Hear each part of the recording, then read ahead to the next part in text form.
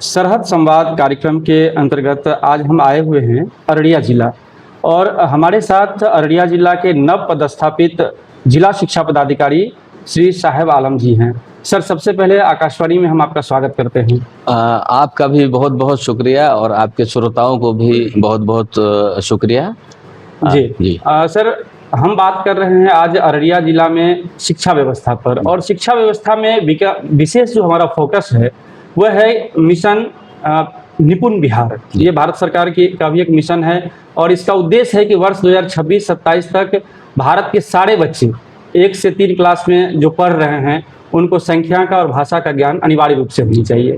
अगर हम अररिया जिला की बात करें तो इस मिशन पर क्या कुछ प्रयास किए जा रहे हैं? देखिए, जो ये मिशन निपुण है ये बहुत ही सिग्निफिकेंट एक स्टेप था भारत सरकार और बिहार सरकार के द्वारा 2021 में शुरू किया गया और उसी वर्ष निपुण बिहार शुरू किया गया। इसमें हम विभिन्न स्टडीज़ में, जैसे असर रिपोर्ट होता है एनुअल, उसमें हम लोगों ने ये देखा कि जो क्लास एप्रोप्रिएट नॉलेज बच्चों को नहीं होता है। मान लीजिए कि तीसरी कक्षा का बच्चा है तो उसको जोड़ घटाव, अगर बेसिक जो उसको आना चाहिए, बहुत सारे बच्चों में उसकी कमी पाई गई। उस गैप को फिल करने के लिए सरकार के द्वारा यह कार्यक्रम किया गया। हमारे अररिया ज़िले में भी स्थिति मेरे हिसाब से तो संतोषजनक नहीं है। लगभग 70% ही ऐसे बच्चे पाए गए पिछले साल 2025-26 में, जो FLN में जो उसमें उसको क्वालिफाई कर पा रहे थे उस क्राइटेरिया के। तो इसके लिए अभी तो मैं नौ पदस्थापित हूँ, इसके लिए हम यहाँ आए रिव्यू किए।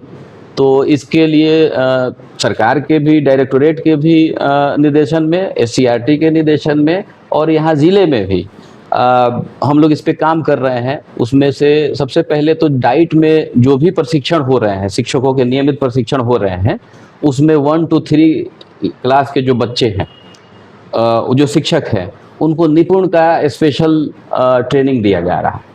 दूसरा, हमारे यहाँ जितने कॉम्प्लेक्स रिसोर्स सेंटर्स हैं उसमें एवरी सैटरडे को जो कोऑर्डिनेटर होते हैं और जो चिन्हित शिक्षक होते हैं प्रत्येक प्राथमिक और प्रारंभिक विद्यालय के, वो आते हैं और उनसे फीडबैक लिया जाता है, उनसे वीकली रिपोर्ट लिया जाता है, क्या प्रगति हुई उसकी समीक्षा की जाती है और उसका रिपोर्ट जिले को भेजा जाता है, उसकी हम लोग समीक्षा करते हैं। साथ ही हमारे यहाँ यूनिसेफ के द्वारा 2 ब्लॉक्स में, नरपतगंज और आपको पलासी में भी यूनिसेफ के द्वारा इस विषय पे काम किया जा रहा है।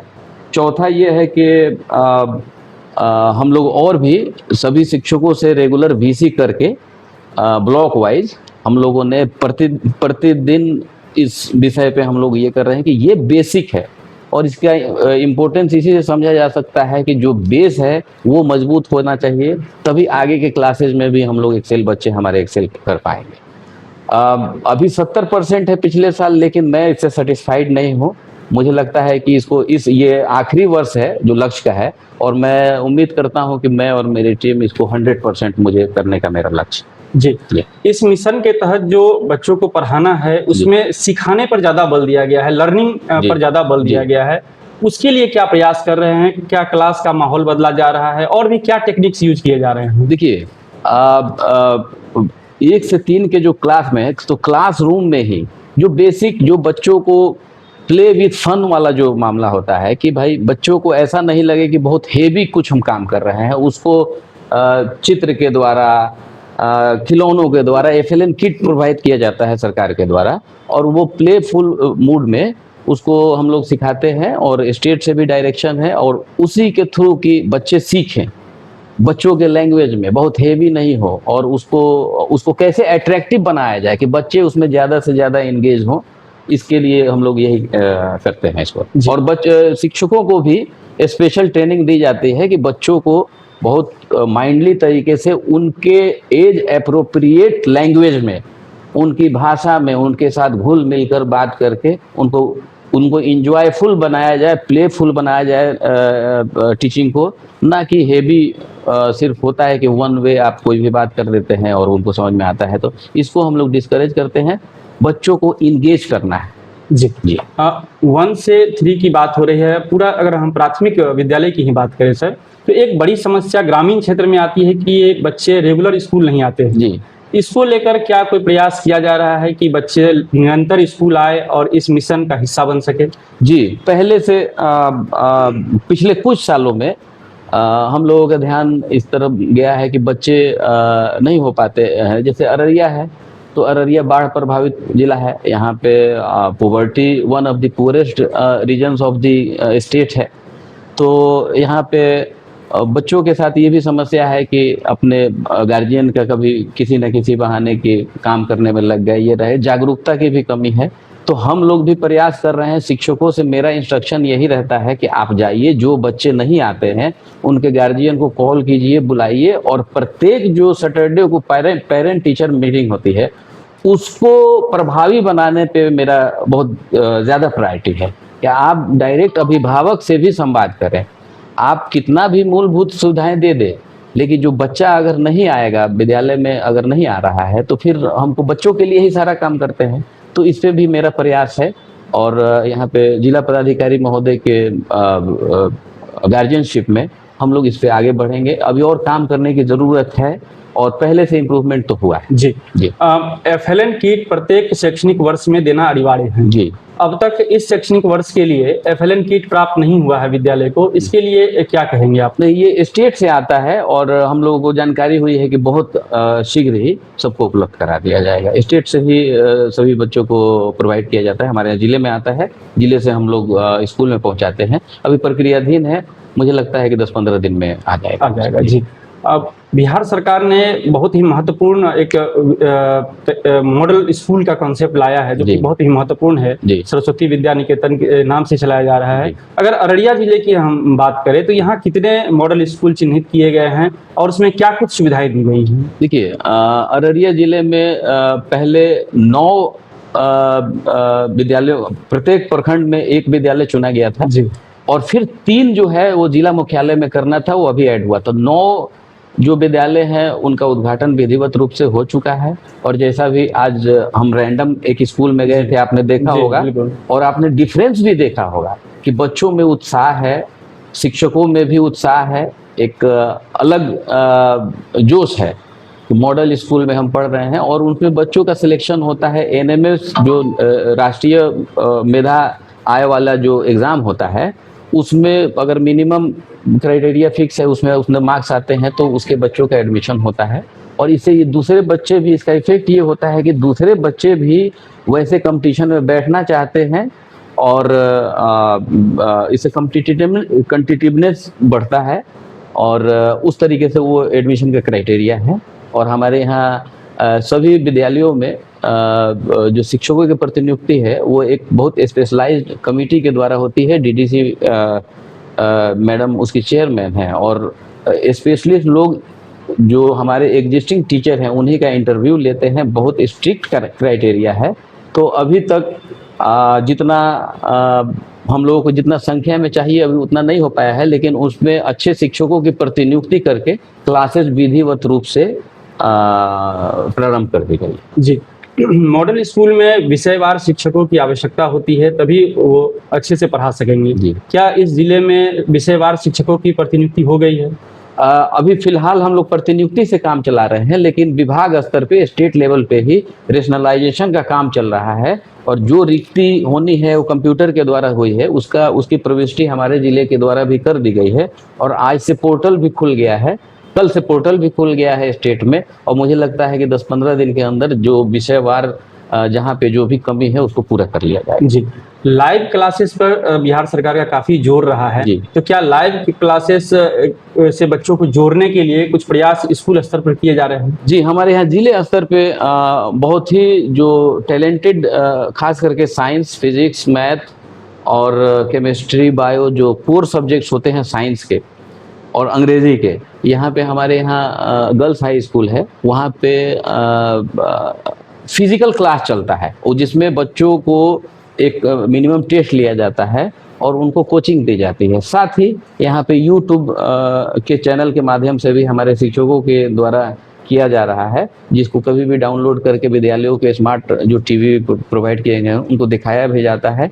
लेकिन उसको मैं फिर उसका रिव्यू करूँगा और उसका दायरा बढ़ाना है, एक्सपेंड करना है। अभी कुछ जिलों में जैसे पूर्णिया है, वहाँ पे हो रहा है, उसका क्या मॉडल है मैं उसको स्टडी करूंगा और एक हफ्ते के अंदर यहाँ पे मैं लागू करूंगा। डीएम सर का भी आदेश है, इस पे बहुत फोकस है कि आप इसको करिए। तो मैं जो बेस्ट मॉडल है उसको हम लोग देखते हैं, सीखते हैं और यहाँ करने का प्रयास करें।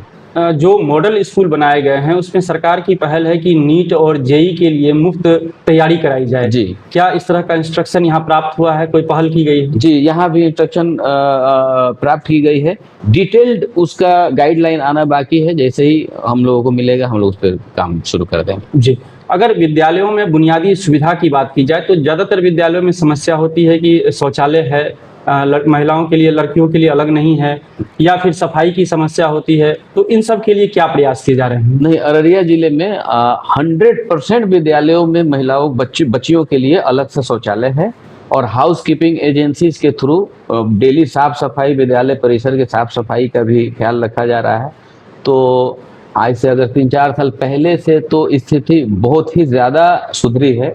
बाकी कुछ मूलभूत सुविधाएं हैं, जैसे बरसात के मौसम में पानी लग जाता है, तो अभी डीएम सर के आदेश के आलोक में मैंने पत्र लिखा है सभी विद्यालयों को कि अगर कोई ऐसा मामला आता है कि जहाँ पे पानी वानी लग जाता है, क्योंकि यहाँ इधर बारिश होती है और कई विद्यालय होते हैं थोड़ा ढलान पे होता है, तो बच्चों को दिक्कत नहीं हो, तो शिक्षकों से, प्रधानाध्यापक से मैंने पत्र लिखा है कि अपने फंड से जो भी अगर विद्यालय पे, या तो फिर अपने लोकल जनप्रतिनिधि से कोई संपर्क करके और उनसे अनुरोध करके वैकल्पिक व्यवस्था किया जाए, ताकि बच्चों को पानी से गुजर के नहीं जाना पड़े विद्यालय। जी, विद्यालय में पीने की पानी की व्यवस्था की बात की जाए तो ज़्यादातर स्कूल में चापाकल से ही बच्चे पानी पी रहे हैं और उस पानी की गुणवत्ता भी कई वर्षों से जांच नहीं की गई है। इस संबंध में आप क्या कहेंगे? इस संबंध में मैं अपने वरीय पदाधिकारियों से जो जिले में हैं उनको ब्रीफ करूंगा, उनसे डिस्कशन करूंगा और जैसा सर का खास करके डीएम सर का आदेश होता है उनको ये बात मैं कन्वे करूंगा कि सर इसके लिए क्या किया जा सकता है, और कोशिश करेंगे कि CSR फंड या लोकल जो भी अगर जनप्रतिनिधि माननीय लोगों का अगर फंड है कोई, तो उसमें से हम प्रत्येक विद्यालय में RO लगाने का प्रयास करेंगे। इसके लिए हम पहल करेंगे, देखते हैं। जी, वर्ष 2013 का पोस्ट अधिनियम एक बहुत ही महत्वपूर्ण अधिनियम है जिसके तहत सभी संस्थानों में, सरकारी गैर सरकारी, जहां 10 से अधिक कर्मचारी हैं वहां ICC का गठन किया जाना महत्वपूर्ण है। क्या इस जिले में भी कोई प्रयास किया गया है? देखिए, इंटरनल कंप्लेंट कमेटी जो माननीय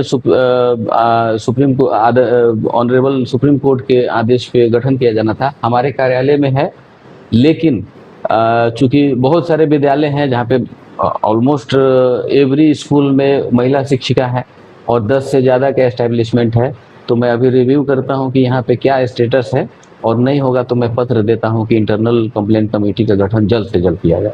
जी सर, आकाशवाणी से बातचीत करने के लिए बहुत बहुत धन्यवाद आपका। आपका भी बहुत बहुत शुक्रिया, और आपके सभी श्रोताओं को भी मेरा बहुत बहुत धन्यवाद। और मैं सभी से अपील करूँगा कि हम लोग, सरकार बहुत ज़्यादा इसको प्रायोरिटी दे रही है शिक्षा को, और आप सभी अभिभावकों से मेरा अनुरोध रहेगा कि स्कूल में बच्चे हैं, हम लोग अपना काम करने की पूरी कोशिश कर रहे हैं, लेकिन आप भी हम लोगों को सहयोग दीजिए, बच्चों को टाइम पे स्कूल भेजिए, जो इंस्ट्रक्शन मिलता है, होमवर्क मिलता है, उसको चेक कीजिए, बच्चों के साथ कम से कम 1 घंटा जरूर स्पेंड करिए कि आज आपके स्कूल में क्या हुआ, क्या पढ़ाई हुई, नहीं हुई, क्या हुआ। और PTM जो होता है उसको ज़रूर आवश्यक रूप से उसको अनुरोध है कि आप उसको अटेंड करें, ताकि आपके बच्चे का प्रोग्रेस क्या है, कहाँ कमी है, कहाँ अच्छा है, उसको उससे आपको पता चल सके। बहुत बहुत शुक्रिया सभी, धन्यवाद।